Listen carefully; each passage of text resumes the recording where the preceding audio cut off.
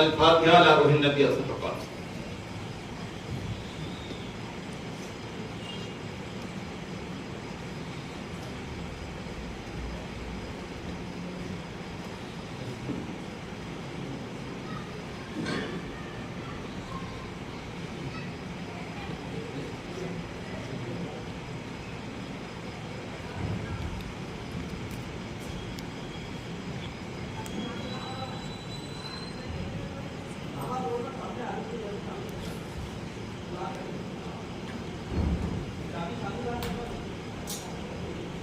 وصلى الله تعالى على خير خلق الله اشرف سيدنا محمد وعلى اله وصحبه اجمعين.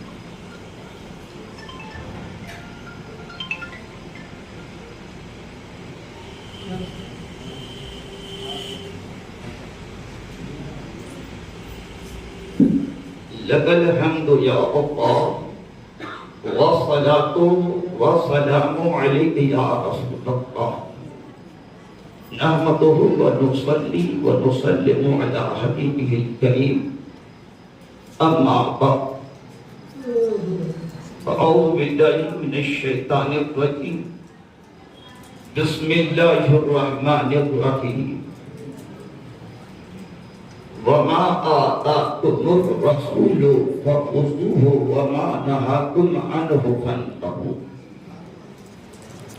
قال النبي صلى الله عليه وسلم من حج لله فلم يرفث ولم يفسق رجع كيوم ولدته أمه. رواه البخاري ومسلم. صدق الله مولانا العظيم وبلغنا رسوله النبي الكريم ونحن على ذلك لمن الشاهدين والشاكرين والذاكرين والحمد لله رب العالمين.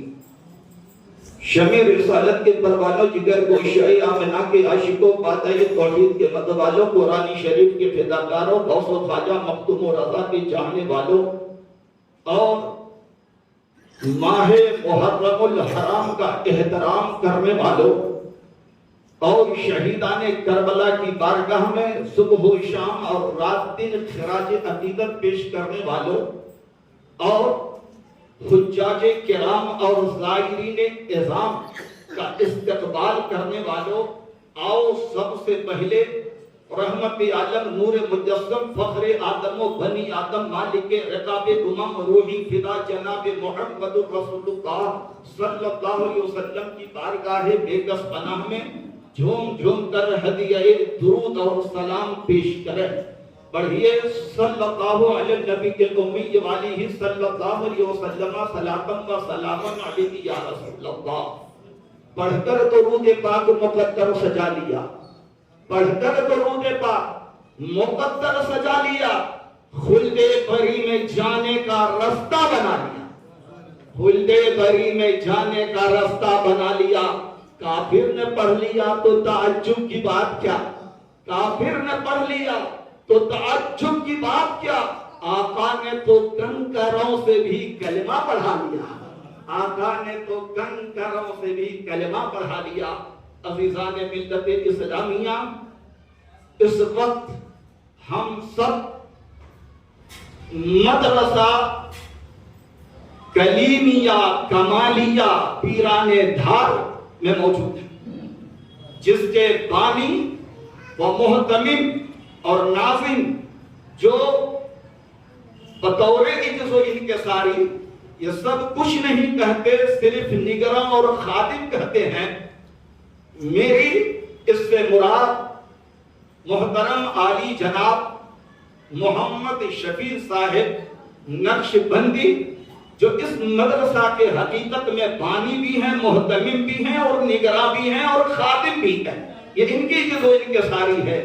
انہوں نے آپ کو بلایا، ہمیں بلایا، قاضی شہر جناب وقار احمد صاحب قبلہ کو مدعو کیا اور آپ تمام حجاج کرام اور زائرین اعظام اور حجانی جو آپ کے ساتھ حج و زیارت کے لیے میری ماں بہنیں گئیں، انہیں بھی انہوں نے مدعو کیا. اب میں ایک ذمہ دار عالم کے ناطے چند منٹ میں اس محفل پاک کے تعلق سے بولوں گا کہ اب راہ شرع، اب روئے شرع ان کا بلانا اور ہمارا یہاں آنا جائز ہے یا ناجائز ہے؟ قرآن اور حدیث کی روشنی میں آپ کو بات بتانا چاہتا ہوں. میں یہ عرض کر دینا چاہتا ہوں کہ یہ مدرسہ کلیمی یا مدرسہ کلیمیہ کمالیہ در حقیقت ہر آئے دن اسلام اور مسلمانوں کی خدمتیں کرتا رہا. ان کے اراکین، ممبران اور جتنے بھی اساتذہ کرام ہیں اور طلبہ ہیں، سب شریعت اور سنت کی باتیں صبح اور شام اور رات دن کرتے ہیں، اور یہی ہونا بھی چاہیے. ہمیشہ ہر ایک کا یہ خیال رکھتے ہیں کوئی بھی جانے والا ہو تو ان کا بھی استقبال. ابھی انہوں نے کیا کہا کہ میں نے شمشاد احمد جو گزشتہ سال گئے میں نے استقبال نہیں کیا، یہ بھول گئے. یہ اور ان کے صاحبزادے اور اس شہر کے نائب قاضی جناب حافظ قاری محمد عرفان صاحب ناچیز کے قریب تھانہ پر پہنچ کر منابر میں استقبال بھی کیا اور تحفے بھی پیش کیے. اور ابھی انہوں نے بلایا کہ ہم نے دعوتیں دی ہیں حجاج کرام کو، اس لیے آپ کو آنا ہے. تو ظاہر سی بات ہے مجھے تو آنا ہی تھا اور میں آ گیا. آپ تمام حجاج کرام اور زائرین اعظام کی میں زیارت کر رہا ہوں. مبارک ہیں، مبارک ہیں، خدا شاہد مبارک ہیں یہ مکہ دیکھنے والے، یہ مدینہ دیکھنے والے. مبارک ہیں، مبارک ہیں، خدا شاہد مبارک ہیں یہ مکہ دیکھنے والے، مدینہ دیکھنے والے. آپ نے وہ مکہ جو مکرمہ ہے، وہ مکہ جو معظمہ ہے، وہ مکہ جہاں بیت اللہ ہے، وہ مکہ جہاں حجر اسود ہے، وہ مکہ جہاں مقام ابراہیم ہے، وہ مکہ جہاں ملتزم ہے، وہ مکہ جہاں رکن اسود ہے، وہ مکہ جہاں رکن شامی ہے، جہاں رکن عراقی ہے، جہاں رکن جمنی ہے، وہ مکہ جہاں بیر زمزم ہے، وہ مکہ جہاں صفا ہے، وہ مکہ جہاں مروہ ہے، وہ مکہ جہاں مینا کی وادی ہے، وہ مکہ جہاں مزدلفہ ہے، وہ مکہ جہاں میدان عرفات اور وہاں پر رحمتوں کی برسات ہے. وہ مکہ عظمت والا جسے آپ نے دیکھا جب حاجی صاحب قدم اٹھاتے ہیں تو جانتے ہیں کیا ہوتا ہے. ایک حاجی اگر ایک قدم اٹھاتا ہے تو اللہ اس حاجی کے ایک گناہ کو معاف کرتا ہے اور اس کے نامۂ اعمال میں ایک نیکی درج کرتا ہے. اور سنو، یہاں کی نیکی اور وہاں کی نیکی میں فرق ہے، یہاں کی نماز اور وہاں کی نماز میں فرق ہے. یہاں ایک نیکی پر 10 ثواب ملے گا، لیکن سنو یہاں ایک نیکی پر تمہیں 10 گنا ثواب. لیکن جب مسلمان اپنے گھر سے نکلا اور خانہ کعبہ میں پہنچا، خدا کے گھر میں پہنچا، مسجد حرام میں پہنچا، مطاف میں پہنچا اور وہاں پہنچ کر جب اس نے نماز پڑھی ہے تو جو نماز ہماری دھار میں اور بمبئی اور مہاراشٹر اور یوپی اور بہار میں ہماری جو نمازیں ایک کے بدلے 10 جماعت سے پڑھ لی تو 25 گنا یا 27 گنا زیادہ ہوئی. لیکن خدا کی قسم اے حاجی تو اپنی قسمت کے اوپر ناز کر. جب تو پہنچا اپنے گناہ آلودہ قدم کو لے کر تو رب کی رحمت نے پکارا، اے حاجی تو نے دیکھ لیا ہے کعبہ کو جو دیکھے گا اسے 20 رحمت ہے، جو طواف کرے گا اسے 60 رحمتیں ملیں گی، اور جو کعبہ میں بیت اللہ میں مسجد حرام میں جو نماز پڑھے گا اللہ اس کے نامۂ اعمال میں 40 رحمتیں عطا فرمائے گا. روزانہ 120 رحمتیں نازل ہوتی ہیں. 120 ایک رحمت اللہ کی 100 رحمتوں میں سے اللہ نے صرف ایک رحمت دنیا میں اتارا جس کی وجہ سے آج پوری دنیا کا نظام چل رہا. ایک رحمت، 99 رحمتیں اللہ نے قیامت کے روز کے لیے بچا کر رکھا ہے. تو سوچئے سمجھئے. لیکن آپ جب بیت اللہ پہنچے ہیں، مطاف میں پہنچے ہیں، مسجد حرام میں پہنچے ہیں تو خدا کی قسم عالم کیا رہا کہ آپ کو روزانہ 120 رحمتیں ملی ہیں. 1-2 رحمت بھی نہیں. آپ اپنے مقام کو سمجھیں. آپ اپنے مرتبہ کو سمجھیں. جو حجاج کرام پاؤں پیادہ چلے مسجد حرام سے مینا سے مزدلفہ سے میدان عرفات، وہاں سے جانتے ہیں وہاں ایک نیکی 1 لاکھ کے برابر، ایک نماز 1 لاکھ کے برابر. اب سوچئے کہ آپ نے نماز وہاں پڑھی تو اللہ نے آپ کے نامۂ اعمال میں ایک نماز کے بدلے 1 لاکھ ثواب. اور آپ اگر ان تمام مقامات پر پاؤں پیادہ چلے تو 78 خرب 40 ارب سے بھی زیادہ نیکیاں آپ کے نامۂ اعمال میں اللہ نے درج کیا. آپ اپنے مقام اور مرتبے کو سمجھیں، آپ اپنی زندگی کو بدلیے. اور حج مقبول کی نشانی علماء فرماتے ہیں کہ حج مقبول کی نشانی یہ ہے کہ جس حالت میں حاجی گیا تھا اس سے بہتر حالت میں وہ واپس آ گیا. بے نمازی گیا تھا نمازی بن کر آ گیا، بے روزے دار گیا تھا روزے دار بن کر آ گیا، داڑھی مڈا کر گیا تھا داڑھی رکھ کر آ گیا، حرام کھا کے گیا تھا اب آنے کے بعد وہ حلال کھانے لگا. سمجھ جاؤ کہ وہ حاجی کا حج مقبول ہو گیا. اپنے میں انقلاب لاؤ، کرانتی لاؤ، بدلاؤ لاؤ. اب تک جو بھی زندگی میں ہوا سب کو بھول جاؤ. اب آئے ہو تو قضائے عمری شروع کر دو. زندگی کی جتنی نمازیں قضا ہوئی ہیں وہ پڑھنا شروع کر دو. جتنے روزے آپ کے قضا ہوتے ہیں وہ رکھنا شروع کر دو. آپ نے اگر اب تک زکوٰۃ نہیں دی تھی تو وہ زکوٰۃ دینا شروع کر دو. یہ سارے کام آپ اگر کرنے لگیں سمجھ جائیے کہ اللہ نے آپ کے حج کو قبول کر دیا. ایک حاجی کا حج قبول ہوگا تو یاد رکھیے کل قیامت کے دن ایک حاجی 400 اپنے خاندان رشتے دار اور ان استقبال کرنے والوں کو قیامت کے دن بخشوائے گا. خود تو بخشا بھی جائے گا اور دوسروں کو بھی وہ بخشوائے گا. ہم اپنے مقام اور مرتبے کو فالو کریں، اپنی حقیقت کو سمجھیں. ہم کیا بن کر گئے اور کیا بن کر آ گئے. رسول پاک کی ہر دعا مقبول. وما آتاکم الرسول فخذوہ وما نہاکم عنہ فانتہوا.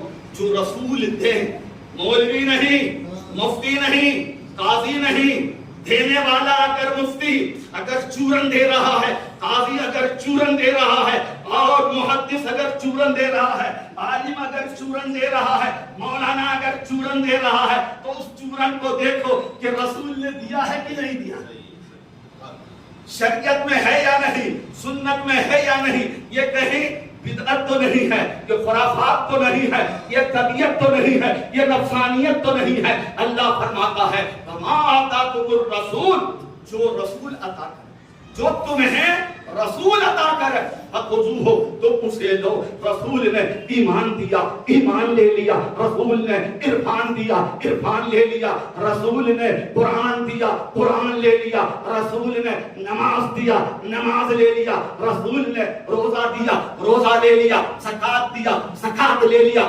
حج دیا، حج لے لیا. رسول نے شریعت دیا، شریعت لے لیا. رسول نے سنت دیا، ہم نے سنت لے لیا. رسول نے جو دیا وہ ہم نے لیا.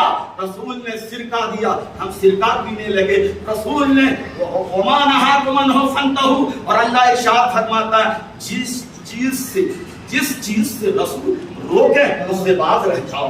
اور رسول نے حرام سے روکا، حرام سے باز رکھا ہے. اور رسول نے غیبت سے روکا ہے، چغلی سے روکا ہے، فتنے سے روکا ہے، عیاشی سے روکا ہے، مکاری سے روکا ہے، دھوکے بازی سے روکا ہے، بدعہدی سے روکا ہے. ہمیں جھوٹ، غیبت سے، ڈکیتی سے، چوری سے، فتنہ فساد سے رسول اللہ نے روکا ہے. ہمیں رک جانا ہے. حرام سے روکا، ہمیں حرام سے بچنا ہے. مکروہ سے روکا، ہمیں مکروہ سے رکنا ہے. تب تو ہم حقیقت میں اللہ اور اس کے رسول کے چاہنے والے ہیں. اس لیے اللہ تعالیٰ نے فرمایا جو رسول تمہیں دے بولو، اور جن چیزوں سے رسول منع کرتے ان سے تم باز رہو. تو اے حاجیو، آپ کی بڑی ذمہ داری ہے.